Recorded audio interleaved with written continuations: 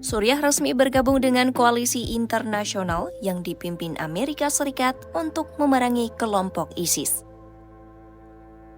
Pengumuman ini disampaikan tak lama setelah Presiden Donald Trump menerima kunjungan Presiden Suriah Ahmed al-Shara di Gedung Putih.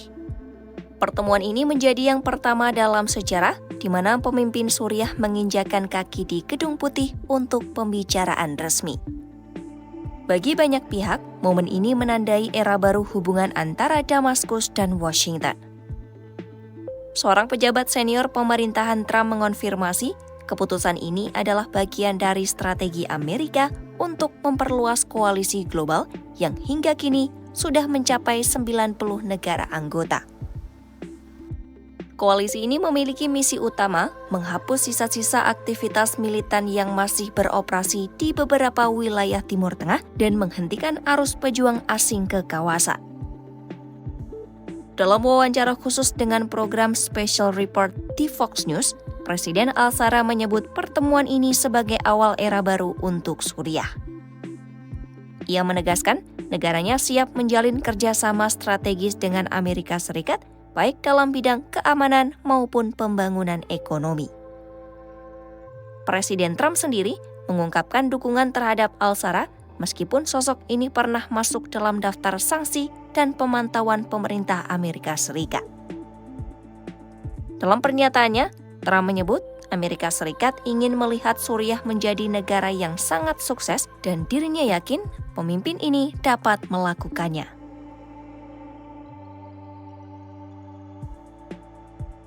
Di sisi lain, keputusan bergabungnya Suriah ke dalam koalisi juga diikuti oleh langkah penting lainnya. Departemen Keuangan, Luar Negeri, dan Perdagangan Amerika Serikat dijadwalkan akan mengumumkan pencabutan sejumlah pembatasan ekonomi terhadap Suriah. Termasuk penangguhan Undang-Undang Kaisar selama 6 bulan yang sejak tahun 2019 membatasi hubungan ekonomi antara kedua negara. Kemudahan ini diharapkan dapat memberikan kejelasan kepatuhan bagi investor asing dan membantu pemerintah Suriah dalam pemulihan ekonomi pasca konflik berkepanjangan. Hubungan diplomatik antara AS dan Suriah sebelumnya telah terputus sejak 2012. Namun dengan langkah baru ini, Washington akan mengizinkan Damaskus untuk membuka kembali kedutaannya di Amerika Serikat. Pertemuan Trump dan al-Shara di Gedung Putih menjadi yang ketiga kalinya sejak keduanya bertemu pertama pada bulan Mei dalam acara Dewan Kerjasama Teluk dan makan malam selama Majelis Umum PBB pada September lalu. Perjalanan al-Shara menuju Gedung Putih juga menandai transformasi politik yang mengejutkan. Sebelum menjadi presiden sementara Suriah, al-Shara pernah terlibat dalam kelompok Islamis bersenjata di kawasan dan selama bertahun-tahun menjadi sasaran penyelidikan intelijen AS. Departemen Keuangan baru saja menghapus namanya dari daftar sanksi global, langkah yang menandakan perubahan besar dalam penilaian terhadap dirinya.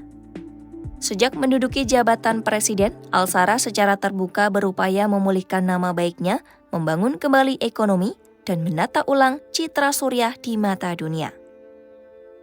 Dalam pernyataannya pada Senin sore, Trump mengatakan al-Shara punya masa lalu yang kelam dan sejujurnya tanpa masa lalu itu, mungkin ia tak akan mampu memimpin perubahan. Al-Shara dalam wawancara menyebut pembahasannya dengan Trump tak berfokus pada masa lalu, melainkan pada masa depan Suriah.